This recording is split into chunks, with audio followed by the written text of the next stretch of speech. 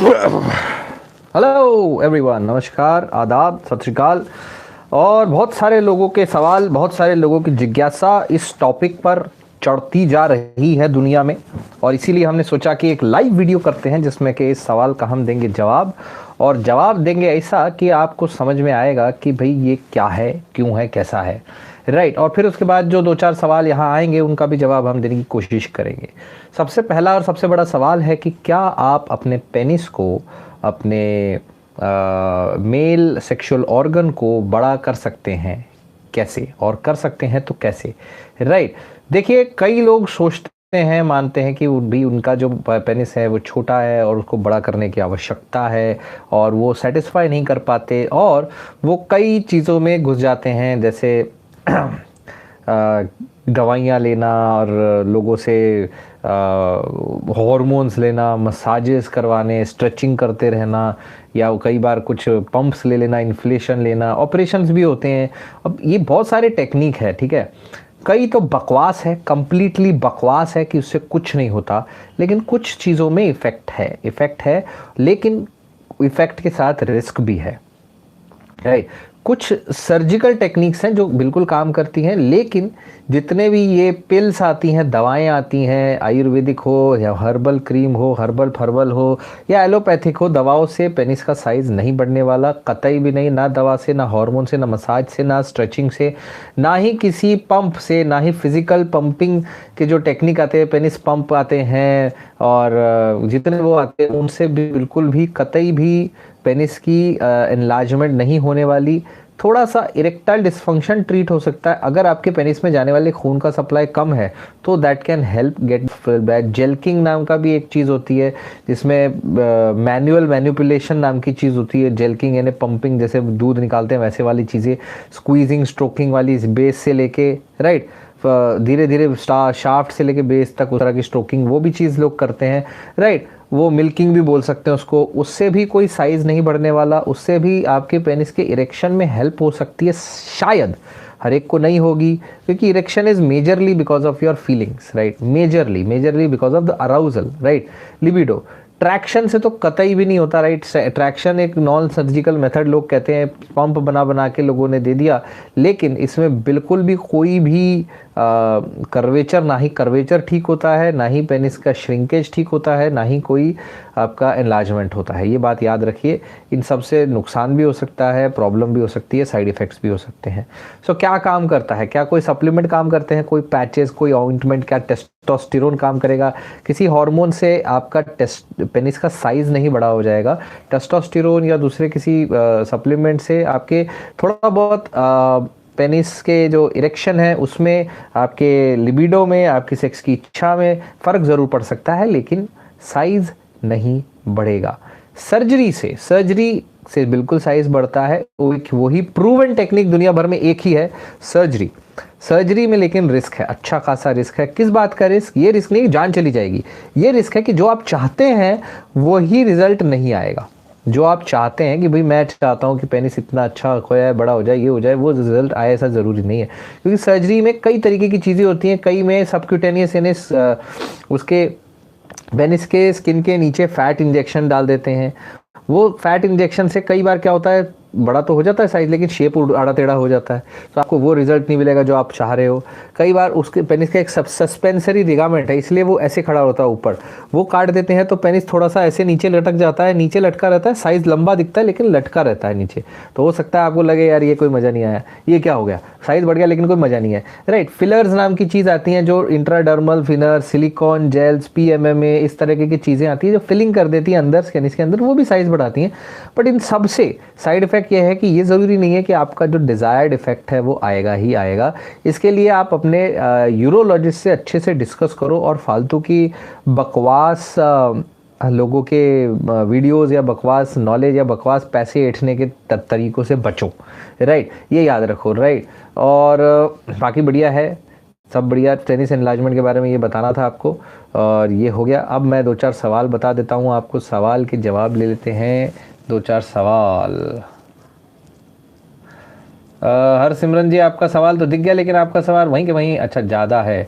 तब माइटो क्या है कि सेल में बहुत सारे टैब माइटोकॉन्ड्रिया ज़्यादा है सर, यू से प्लीज़ क्लियर। हर एक सेल में mitochondria but working organ like heart muscle sperm में ज़्यादा है।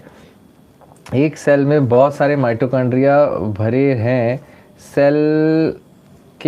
सेल बहुत सारे हैं तब माइटोकॉन्ड्रिया, नहीं, सेल में माइटोकॉन्ड्रिया ज़्यादा होते हैं, सेल में माइटोकॉन्ड्रिया ज़्यादा होता है। और सेल ज़्यादा है और उसमें माइटोकॉन्ड्रिया, वो तो फिर एक ही बात होगी, तो फिर हाइपरट्रॉफी प्राइज हो गया। सेल के अंदर माइटोकॉन्ड्रिया ज़्यादा है, एक से ज़्यादा माइटोकॉन्ड्रिया है तो वो सेल ज़्यादा एफिशिएंट होता है। सेम आपके स्पर्म्स में होते हैं, स्पर्म्स में माइटोकॉन्ड्रिया का नंबर ज़्यादा है। I hope I am getting your point now.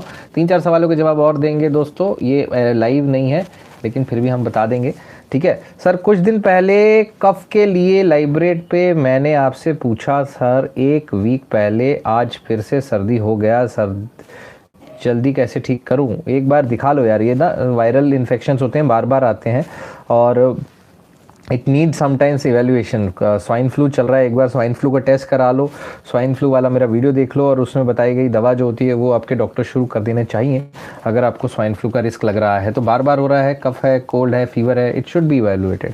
बाकी तो लेवोसिट्रिजिन से लेकर सिंपल कोल्ड की मेडिसिन भी काम कर जाती हैं, इट डिपेंड्स आपका क्या है। चेस्ट इवेल्युएट करनी होगी, चेस्ट एक्सरे भी करना पड़ सकता है, गला देखना होगा, गला ख़राब है कि नहीं, बीटाडीन गार्गल। तो कफ और कोल्ड का वीडियो देखो मेरा, दोनों फॉलो करो अगर आपको सेफ साइड चलना है। अगर आपको एक्चुअली जल्दी इलाज चाहिए तो एक बार दिखाना पड़ेगा किसी फिजिशियन को या ईएनटी स्पेशलिस्ट को, ठीक। सर बनाना या मिल्क लेना, बनाना और मिल्क नहीं लेना चाहिए, फिश के साथ मिल्क नहीं लेना चाहिए, रोटी फ्रूट्स नहीं खाना चाहिए, क्या फूड कॉम्बिनेशन से कुछ होता है? देखो फूड कॉम्बिनेशंस एक दूसरे को थोड़ा बहुत नलीफाई कर सकते हैं, थोड़ा बहुत, जैसे दूध है, दूध में नींबू डाल दोगे तो फट जाएगा, पर ऐसा तो है नहीं कि फटा हुआ दूध नहीं खा सकते, फटा हुआ दूध भी खा सकते हो, मनाही नहीं है। दूध फाड़ के उसी में से आप वो निकालते हो, क्या नाम है उसका, वे प्रोटीन, राइट, उसके जो पानी में से, उसमें से आपका घी बटर बनता है, राइट, मक्खन मलाई बनता है। सो बात यह है कि एक फ्रूट, एक चीज़ दूसरे खाने की कंपोजिशन चेंज कर सकता है, उसके स्ट्रक्चर चेंज कर सकता है, ये आपको सोचना है। और आप किसी न किसी चीज़ से एलर्जिक हो सकते हैं।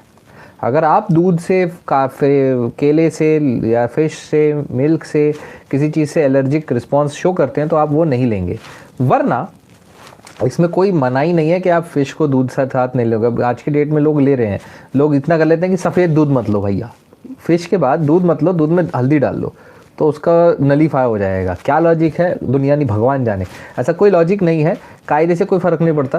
फिश के बाद आइसक्रीम खा लेते हैं, नहीं खाते हैं, जाके पार्टियों में फ़िश पकोड़ा, फ़िश टिक्का ये सब खा रहे, उसके बाद में जो रबड़ी भी खा रहे, क्या रबड़ी में दूध नहीं है?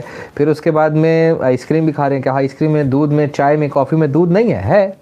तो ले तो रहे हो ना साथ में, अंदर तो जा रही हैं, साथ में मल्टीपल चीज़ें हैं।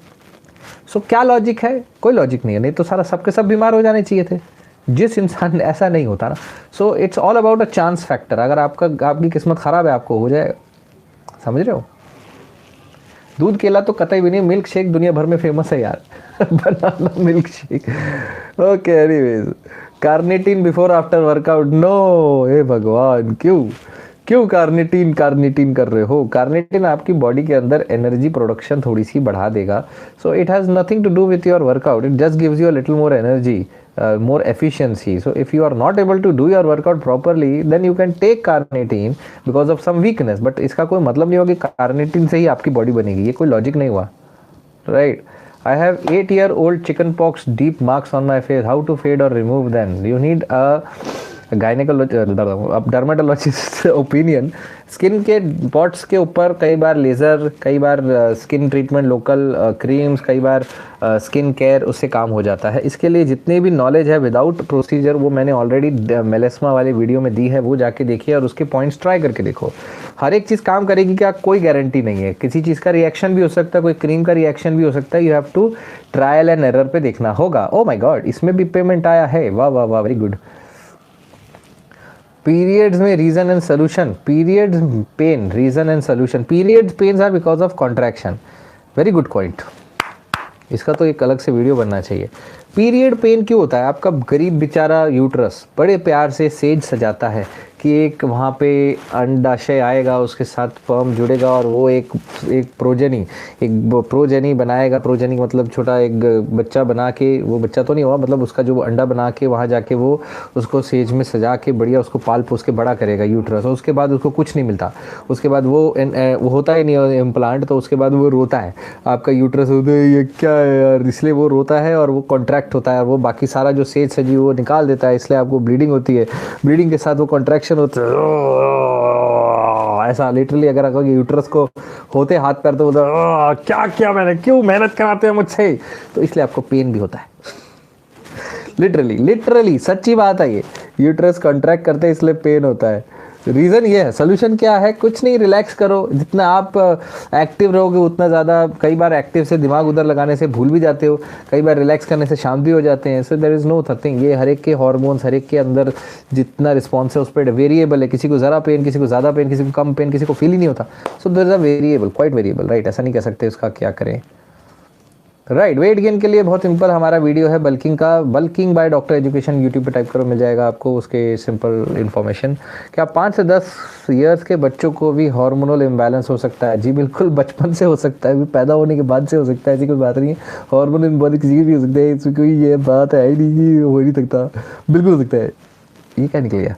ये कपिल शर्मा निकल गया, क्या था वो पता नहीं, हो सकता है। वो फिर कंजेनिटल होता है, वो पिट्यूटरी या हार्मोनल इम्बैलेंस आपके उससे होता है, वो उससे नहीं होता कि आपके लाइफस्टाइल की वजह से, लाइफस्टाइल की वजह से हार्मोनल इम्बैलेंस होता है, तो वो अलग होता है, वो अलग होता है, वो आगे जाके होता है। वेट लॉस के ऊपर कितने वीडियो बनाए भाई? क्वेश्चन क्या है तुम्हारा टोड जी? क्वेश्चन क्या है? वेट लॉस के ऊपर इतने सारे वीडियो, एक तो फॉलो करो, प्रोफेशनल टिप वाला देखो, वेट लॉस का लेटेस्ट वीडियो देखो, उसमें से एक लाइफस्टाइल फॉलो करो, फिर बोलोगे सर ये किया पर फायदा नहीं हुआ, क्यों नहीं हुआ फिर बताएंगे, है कि नहीं? ऐसा थोड़ी होता है। चलो दोस्तों, ये वीडियो ज़्यादा लंबा नहीं करेंगे और अगले वीडियो की तरफ जाते हैं। अगर आप चाहते हैं कि हम ऐसे इसको आगे बढ़ाए तो एक काम और कर सकते हैं कि हम एक और जगह लाइव आ सकती है, लेकिन उसके लिए भी सोचना पड़ेगा कि क्या करें। एक काम करते हैं, एक हमारा तीसरा चैनल बच गया, उसमें जाकर लाइव आते हैं और उसमें हम आपको पहले टेस्टोस्टेरोन के बारे में बताते हैं कि क्यों किसी को टेस्टोस्टेरोन से फ़ायदा होता है, दूसरे को नहीं होता, और फिर वहाँ कुछ सवालों के जवाब देते हैं ना। सर बोलोगे सर कहाँ घुमा रहे हो, कभी यहाँ कभी वहाँ, अरे सॉरी, पेड सवाल रह गए। देखो आप अकेले नहीं हो, आके आने वाले लोगों को भी ध्यान रखना पड़ता है, आगे आएंगे वो वीडियो देखेंगे, उनको भी कंटेंट देना पड़ता है। अब कंटेंट भी क्रिएट कर रहे हैं, साथ साथ में आपके सवाल के जवाब भी दे रहे हैं। आपको सिर्फ हमारे तीनों चैनल को सब्सक्राइब करना है और एक से दूसरी जगह आना है, कौन सी बड़ी बात है बताओ, है कि नहीं? Sorry. Suggest cheap prebiotic, mister Abhijeet Kurwade suggest cheap prebiotic drug for regular use. Don't use prebiotic और probiotic drug for regular use. The only safe thing to be used as a probiotic is दही, छाछ, लस्सी, ये बस। Don't use any medicine, any वो चीज़ सस्ता या वो whatever, right. अगर सस्ता में जाना है तो वो उसमें चल जाओ, प्रधानमंत्री वो कौन सा होता है, जन धन योजना, कौन सी होती है वो, ये वाली भारतीय जन औषधि योजना है कि नहीं, उसमें सस्ता मिलता है। अब देखो यही है, ये पेंटोप्राजोल है, ये पेंटोप्राजोल 10 रुपये, 10 टैबलेट 9 रुपये की, मात्र 9 रुपये की है। ये जाके पेंटोप्राजोल आप वहाँ से खरीद के देखो, अपने मार्केट से 70, 80, 90 रुपये की मिलेगी आपको, डिपेंडिंग अपॉन क्या ब्रांड है। तो 9 रुपये की ये भी काम करती है, वो है कि नहीं, करती है। सो ठीक है। अब यह है कि हर जगह पे हर बार सही माल मिलेगा ज़रूरी नहीं है, नकली भी मिल सकता है, बट देन सस्ते में मिल रहा है तो यूज़ करके तो देखना चाहिए ना। ओह माय गॉड, एक और पेड सवाल नदीम जमादार जी। नदीम जी, सवाल पेड की पेमेंट के साथ डाल दिया करो यार, ज़्यादा लेट मत किया करो, ये अच्छी बात नहीं है। और एक बात, जहाँ हम पेनिस के इनलार्जमेंट की बात कर रहे थे, पेनिस के साइज़ के बारे में भी आपको समझना ज़रूरी है। कई लोग साइज़ के बारे में ही परेशान है कि भाई मेरा साइज़ कितना है क्या नहीं है। साइज़ के लिए एक बात याद रखिए कि there is a very big issue in size, क्या कि आप मेजर ही नहीं कर पाते हो। ह्यूमन पेनिस का जो साइज़ है वो वेरी करता है, बहुत सारे फैक्टर्स हैं उसके। नंबर 1 फैक्टर जो होता है कि आपका अराउजल कितना है, आप ज़्यादा अराउज्ड होंगे ज़्यादा साइज़ होगा, नहीं अराउज्ड होंगे कम अराउज है कम साइज़ होगा। यहाँ तक कि टाइम ऑफ डे, बाहर उस कमरे का रूम टेम्परेचर, आपके सेक्सुअल एक्टिविटी की फ्रीक्वेंसी, आपकी जो मेजरमेंट करने वाली टेप की रिलायबिलिटी, इन सब चीज़ों पे फैक्टर फ़र्क पड़ता है। इसीलिए ये बहुत वेरिएबल सी चीज़ है, लेकिन कायदे से कोई ऐसी दिक्कत वाली बात नहीं है। If you are satisfied then you can make the other person satisfied, that is the most important key factor here, right. All right, Nadeem Jamdar ji, चलो thank you Nadeem ji for your donation again. I am sorry आपका wait कर रहे हैं सवाल का, पर सवाल आपका आ नहीं रहा। आप सवाल पूछना चाह रहे हैं तो पूछ लीजिए, आप ही के लिए रुके हैं, सिर्फ नदीम जी के लिए रुके हैं, बाकी हमारा इस वीडियो का काम हो चुका है। नदीम जी का सवाल अभी तक आया नहीं, एक आधा लाइव चैट का सवाल का जवाब दे देते हैं, right. Sir morning after brush चना खाना हेल्पफुल है? बिल्कुल जी, चना खाइए, बहुत बहुत बढ़िया चीज़ है। अभी मैं थोड़े से चने खा के आया, चने भी खाया मैंने, कभी भी खा सकते हो, कोई दिक्कत नहीं है चने खाने में, ठीक है। Usually I have pain in my left side of chest, what could be the reason for that? Sir I usually have pain in left side, usually number 1 reason is dehydration, number 2 reason is vitamin D B12 deficiency, और फिर आता है heart problem. Heart problem का reason को rule out करना सबसे ज़रूरी है, उसके लिए हमारा वीडियो देखिए आप, जिसका नाम है क्या मुझे हार्ट अटैक हो रहा है, एंड हार्ट टेस्ट की सीरीज़ है पूरी, वो देखो जाके, उसमें समझ में आएगा क्या क्या टेस्ट कराने हैं। एक बार फिर देख लेते हैं नदीम जी का कोई सवाल आया कि नहीं आया। चलो नदीम जी सॉरी आपका सवाल नहीं आ रहा, समझ नहीं आ रहा। चलो अभी हम दूसरे चैनल पे जाते हैं और डिस्कस करते हैं टी टेस्टोस्टेरोन के बारे में, ओके।